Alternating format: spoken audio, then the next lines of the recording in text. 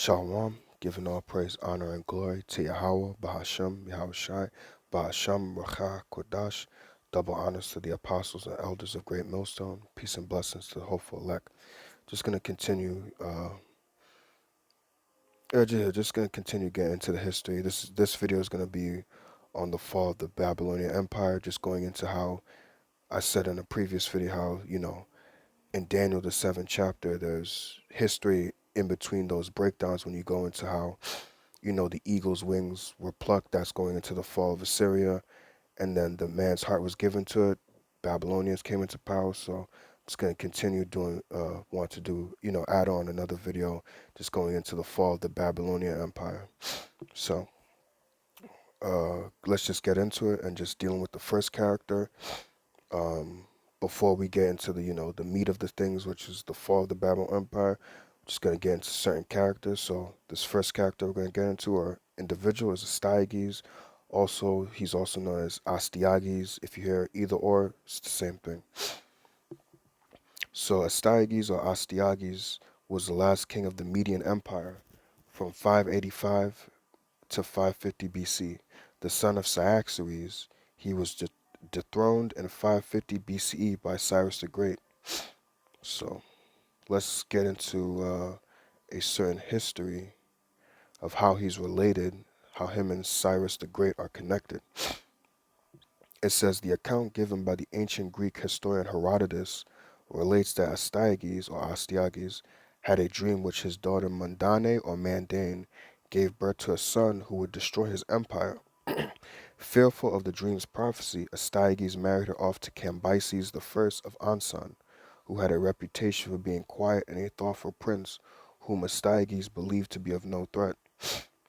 When a second dream warned Astyages of the dangers of Mandane's offspring, Astyages sent his general Harpagus to kill the child Cyrus. Herodotus correctly named Cyrus' parents, though he fails to mention that Cambyses was a king. Modern scholarship generally rejects the claim that Cyrus was the grandson of Astyages.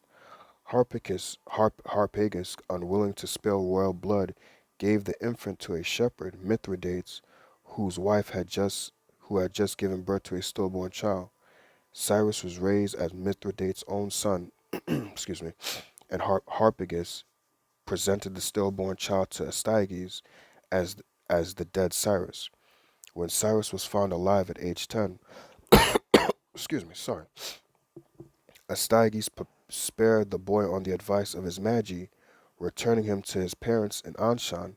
Harpagus, however, did not escape punishment, as Astyages is said to have fed him his own son at a banquet. Cyrus succeeded his father in 559 and in 553 on the advice of Harpagus, who was eager for revenge for being given the abominable supper. Cyrus rebelled against Astyages. So let me just stop right there and slow down for a second. So now you see how Astyages or Astyages is related to Cyrus. Cyrus had two dreams, and let me just go back to the picture. This is one of the dreams that it's said to have. That's his daughter Mandane, and the vines coming out of her womb is supposed to represent Cyrus and how he's gonna, conquer, not just his empire but the whole world. So by him, sparing Cyrus' life and punishing his general Harpagus by making him eat his own child, he fulfilled the prophecy that Cyrus would come into power and take down his kingdom, because as we're going to get into when you read, that's what made Harpagus influence Cyrus to say, look, let's take down your grandfather Cyrus. So by Astyages doing all these things, he fulfilled the prophecy anyways, and the Lord is the one that gave him this dream. So let's continue. Where was I? Yeah. After 3 years of fighting, Astyages' troops mutinied during the Battle of Pasargadae, and Cyrus conquered the Median Empire. Astyages or Astyages was spared by Cyrus, and despite being taunted by Harpagus, Herodotus says he was treated well and remained in Cyrus' court until his death. Yeah, that's about it right there. So that's how um, this character Astyages, in a sense, helped the fall of the Babylonian Empire by doing what he did, giving his daughter over to a Persian who he didn't like the Persians anyway. He thought the Persians were like, for lack of a better sense, pieces of shit. He didn't care for them, so that's why he gave his daughter over there. But by doing that, he fulfilled the prophecy that he had with his dream that his daughter's child would take over the world. So now that we got, oops, sorry, Slovakia. Now that we got that, now we could go into these other characters. Now we're going to get into Nabinitis and his son Belshazzar. This is another character, Nabinitis. Now, Nabinitis and his son Belshazzar are pretty much the last rulers of the Neo-Babylonian Empire. You had, oh, let me just say these names, Salakia. Let me just get this. Just to, let me see if I can find it really quickly. Because I believe you had, what, like 5 or 6? No, 5 other rulers? Hold on, Salakia, give me 1 sec. I just want to say these names. I don't want to just say it. No, it might be on another page. Slocky, give me 1 moment.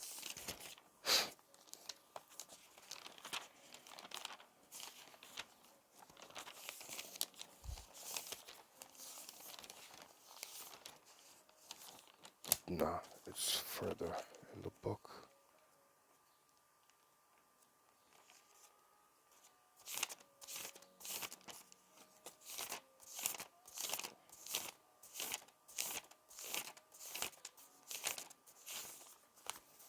Damn, where is it? Why can't I find it when I need it?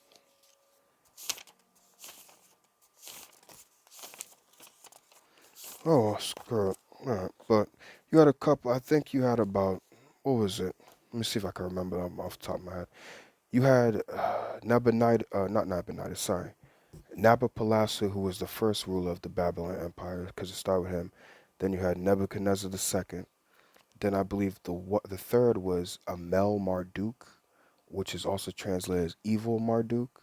Then the fourth was Niglarisser. The fifth was, yeah, the fifth was Labishi Marduk, as what I'm going to read. And then the last two, which together, because it's going to explain it, but just to say it, Nabonides was the last king of the Neo-Babylon Empire, but he left his son Belshazzar as co-regent. So that's why when you read Daniel, it says, in the time or like in the first year or in the third year of Belshazzar, king of Babylon, he's not really the king. His father, Nabonides, is really king. Nabonides just left him there as co-regent or king regent. He just left him there in his stead to rule. So this is Nabonides, right? Nabonides was the last king of the Neo-Babylonian Empire, reigning from 556 to 539 BC. He seized power in a coup, toppling King Labishi Marduk. He also angered the priests and commoners of Babylon by neglecting the chief city god Marduk and elevating the moon god Sin to the highest status.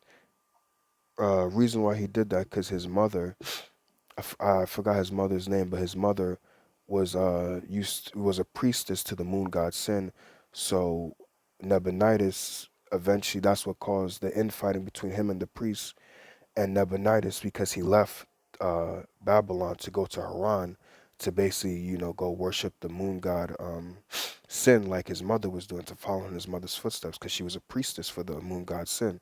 So that's why he leaves his co-regent or king regent, his son Nabonides, in charge. And that's what was causing fighting between the priests, because the priests were always excuse me, the priests were always, the Babylonians were always into their god Marduk. You know, they're the ones that believe that Marduk was the one that gave them the empire. They're the ones that pray to Marduk. They believe that Marduk is the god that gave them everything. But then here it is, you have this new king who's like, no, forget Marduk.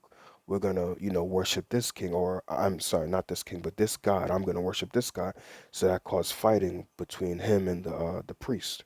And that seems to be a similar theme anytime kingdoms and empires go down. There's a division within the empire of fighting with something. So the division with the Neo-Babylon Empire was the fact that the king wanted to, worship the moon god Sin, whereas the priests, it was like, look, Marduk's our god. He's always been, the Babylonian god.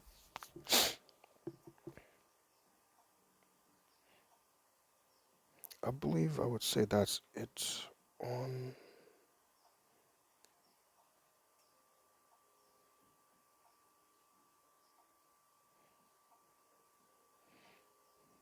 Yeah, I'll just read this just to prove the point.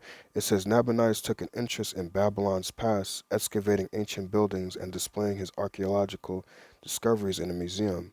In most ancient accounts, he is depicted as a royal anomaly. Nabonidus is supposed to have worshipped the moon god Sin beyond all other gods and have paid special devotion to Sin's temple in Haran, where his mother was a priestess, and to have neglected the Babylonian primary god Marduk. He left the capital and traveled to campaign in the Levant and also conquered the desert oasis city of Tama in the North Arabian in the North Arabia early in his reign, from which he only returned after 10 years. In the meantime, his son Belshazzar ruled from Babylon. Slaki, Slaki. So, just proving the point that this is what this man did, and that's what caused the division within Babylon. So while this is all happening, mind you, Cyrus is also, coming into power. He also took down his grandfather, Astyages.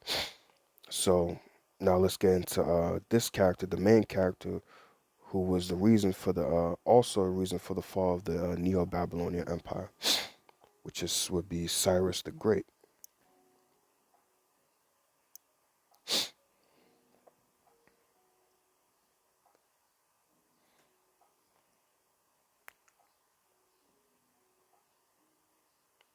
Sakya, bear with me one second. Just give me one moment. All right, so we're gonna get into his, military campaigns, the people that he conquered. Now, mind you, we're gonna get into it, but just to say it for right now, um, when you read about in Daniel's chapter 7, the bear that raised itself up on one side, that bear that raised itself up on one side represents the Medo-Persian Empire. When it raised itself up, that's when the Persians came into power, and when the bear had the three ribs in between its teeth, those three ribs represent the three kingdoms that they took over. One of them would be Lydia, the other one would be Babylon, and then the third rib would be Egypt, which Lydia and Babylon, those two, Cyrus the Great conquered and took down, or he was alive during that time for their downfall, but he wasn't alive for the downfall or for the Persian Empire taking down Egypt. It was his son Cambyses II that was the reason why Egypt fell to the Persian Empire.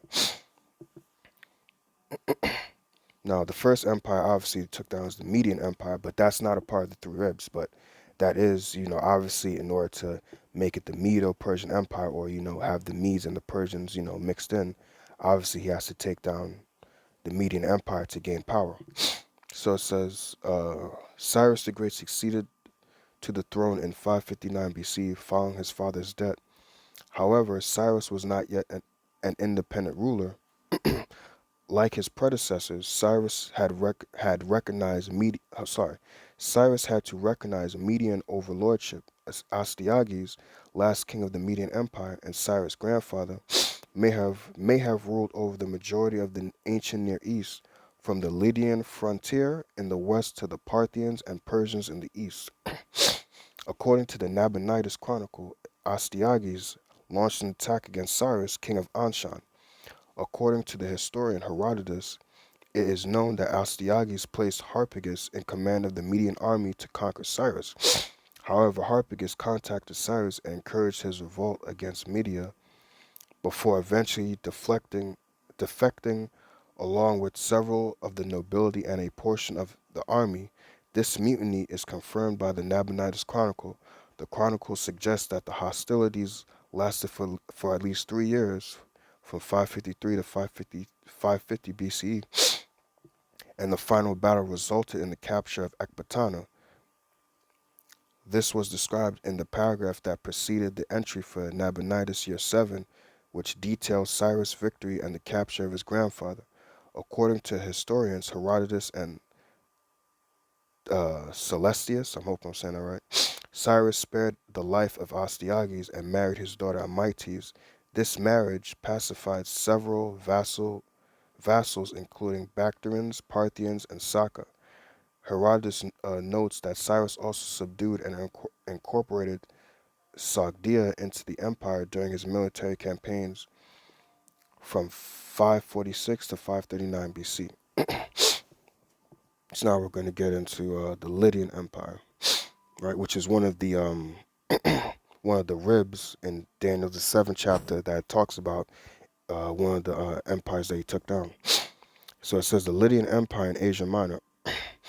The the exact dates of the Lydian conquest are unknown, but it must have taken place between Cyrus' overthrow of the Median kingdom, which took place at 550 BC, and his conquest of Babylon in 539 BC. It was common in the past to give 547 BC as the year of conquest due to some interpretations of the Nabinitis Chronicle, but this position is currently not much held. But it would make sense for it to be that because obviously Babylon was taken down in 539 BC, and then his son took over Egypt. I forgot what year, but his son Cambyses the second took over Egypt. And by that time, Cambyses, they already had Lydia, so they already had Lydia, that area, a part of the Persian Empire or the Achaemenid Empire. So it would make sense that between Cyrus taking down the Median kingdom and before he took down the Babylonian Empire, he had to have taken down Lydia sometime, if not 547, at least sometime in between 550 and 539 BC, sometime between that time period, sorry, he had to have taken down Lydia. So Lydia had to have been the first empire or the first kingdom taken down, and then the other two came after. Um, the Lydians first attacked the Achaemenid Empire. Also, just to say, the Persian Empire is known as the Achaemenid Empire, but if you hear, I've also heard it be called the Achaemenid. If you hear that, it's the same thing. So if you hear Achaemenid Empire or Achaemenid, just know it's the same thing. Just like with Astyages, same thing. The Lydians first attacked the Achaemenid empire city Tyria in Cappadocia. Croesus besieged and captured the city, enslaving its inhabitants. Meanwhile, the Persians invited the citizens of Ionia, who were a part of the Lydian kingdom, to revolt against their ruler. The offer was rebuffed, and thus Cyrus levied an army and marched against the Lydians, excuse me, increasing his number while passing through nations in his way. The Battle of Tyria was effectively a stalemate, both sides suffering heavy casualties. By nightfall, Croesus retreated to Sardis the following morning. While in Sardis, let me move this up a little bit. While in Sardis, Croesus sent out requests for his allies to send aid to Lydia. However, near the end of the winter, before the allies could unite, Cyrus the Great pushed the war into Lydian territory and besieged Croesus in his capital, Sardis. Shortly before the final battle of Thymbra, hopefully I'm saying that right, between the two rulers, Harpagus advised Cyrus the Great to place his dromedaries in front of his warriors, the Lydian horses. Not used to the dromedaries' smell, would be very afraid. The strategy worked. The Lydian cavalry was routed. Cyrus defeated and captured Croesus. Excuse me. Cyrus occupied the capital at Sardis, conquering the Lydian kingdom in 546 BC. According to Herodotus, Cyrus the Great spared Croesus' life and kept him as an advisor, but this account conflicts with some translations of the contemporary Nabinitis Chronicle. The king who the king who was himself subdued by Cyrus the Great after the conquest of Babylonia, which is interpreted that the king of Lydia was slain. So either or, whether he was slain or kept alive, still the point is that Cyrus the Great took down the Lydian kingdom, which is one of the ribs in Daniel's 7th chapter that was taken down. Now let's get into the Neo-Babylonian Empire. Matter of fact, no, I didn't want to select it.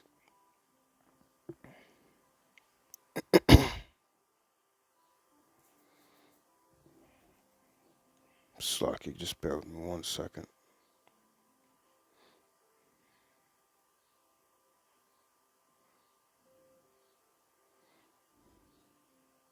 Yeah.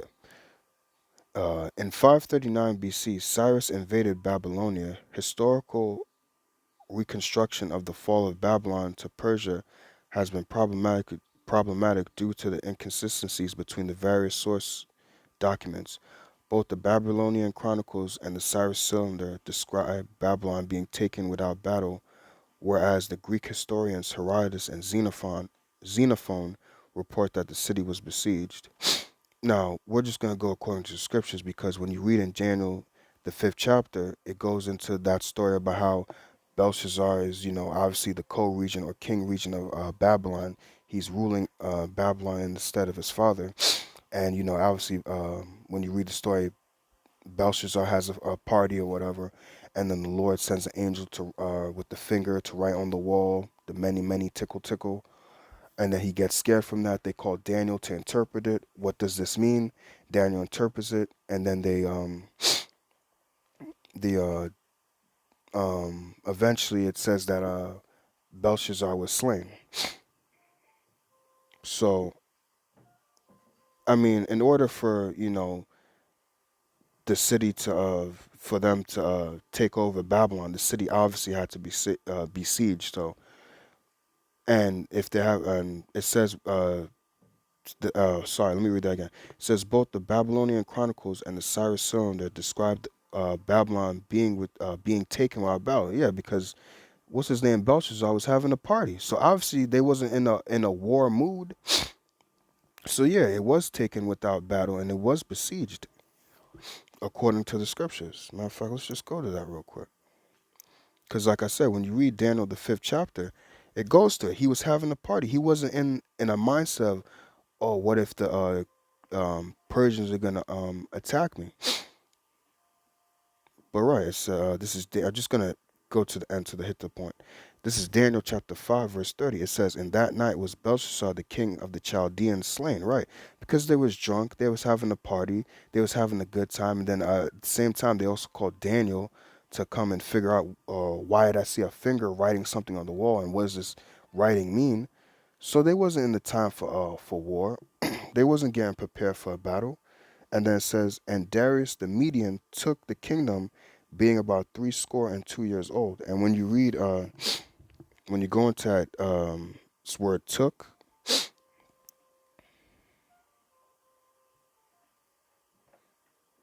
the word Hebrew word there is quabal, which means to receive. And we're going to go back to what I was reading a little earlier. And it says right here, it says, just let me, come on, screen. Okay, now it wants to work. Let me just put that right there. It says, according to Xenophon, Belshazzar was killed in this conflict, like we read in the scriptures, but this account was not widely accepted. Well, we're going to go according to what's said in the scriptures. Nabinitis surrendered and was deported. Gutian guards was placed at the gates of the great temple of Bel, where the services continued without interruption. Cyrus did not arrive until the 28th or 29th of October, with Gobryas having acted for him in his absence. Gobryas was then made governor of the province of Babylon. So Gobryas is the one that we read here, is the one that received the kingdom. He was the one that came and took down Babylon in Cyrus' name. Oh, let me go back. Right. So when it says, and Darius the Median took the kingdom, this is obviously Gobryas who came in the name of Cyrus to take over the Neo-Babylonian Empire. And when it says took, that means he received the kingdom. Basically, Cyrus basically gave him the go-ahead, saying, "Look, go take down that empire for me, and that's your joint. That belongs to you."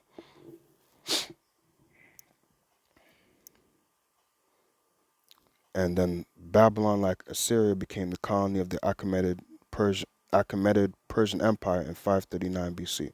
So, sorry if this was a little dry, but I pray that the edification went forth. Just want to do a video going into the fall of the Babylonian Empire. But these are the characters and these are the individuals that led to the fall of the Babylonian Empire. Each of them had a significance in the fall of the Babylonian Empire. It wasn't just the fact that uh you know Nabinitis was fighting with the priest or whatever, and that brought a division. It was also the fact that Astyages had a reason why the Persians came into power, and then Cyrus came into power, and that's all according to prophecy. Because when you read Isaiah the 45th chapter, the Lord calls Cyrus his anointed. Now, when you read that, don't think like those some biblical scholars think that Cyrus is, a Messiah, like they say. No, it just means that the Lord anointed Cyrus to do a specific task for him. The scriptures tell you that the Lord uh, created the wicked even for the day of evil. So, everybody in a sense is anointed for the Lord, just like Esau. Esau is anointed for the Lord, but Esau is just anointed to do wickedness on the left hand side. And the Israelites are his true anointed to do righteousness, to push forth the righteous works. So, in a sense, everybody's anointed, but just because it may say that you're anointed of the Lord does not mean that you're his people. Don't get that confused. You're just anointed to do whatever the will of the Heavenly Father is, whether that be righteous or wicked. um Slacky, I lost my train of thought. I was saying something. Lord's want to come back to me, but right, when you read the 45th chapter with, oh yeah, that's what I was going to with Cyrus. This the Lord is doing all these things to bring Cyrus into power, so that way that heads into another breakdown with dealing with like Daniel the ninth chapter, how the Lord was going to use Cyrus to basically to free the Israelites, you know to go build back the temple. That all that's part of prophecy. So, these things aren't just happening, for no reason. The Lord is making moves throughout each thing, but just like how the Lord set up the fall of the the Assyrian Empire, he also set up the fall of the Babylonian Empire. Like it says, the Lord Daniel's 4:17. I don't want to butcher it, but let me just get it real quick.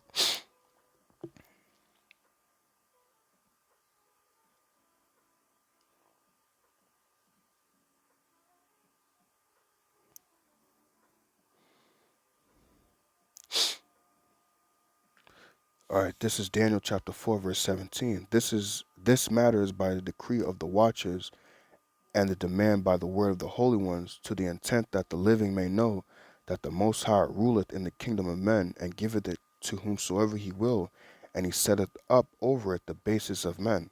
So the fall of the Babylonian Empire was all the will of the Heavenly Father, so that way he could bring Cyrus into power, so that way Cyrus could do the will of the Lord, which is to let the Israelites go and to go build a temple in Jerusalem again. Just like it was the Lord's will with the Assyrian Empire to go down to bring the Babylonians into power, so that the Lord could use the Babylonians to punish us and bring us into captivity.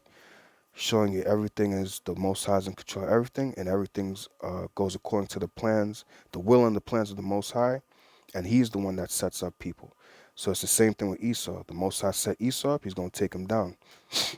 So I pray that this video is edifying.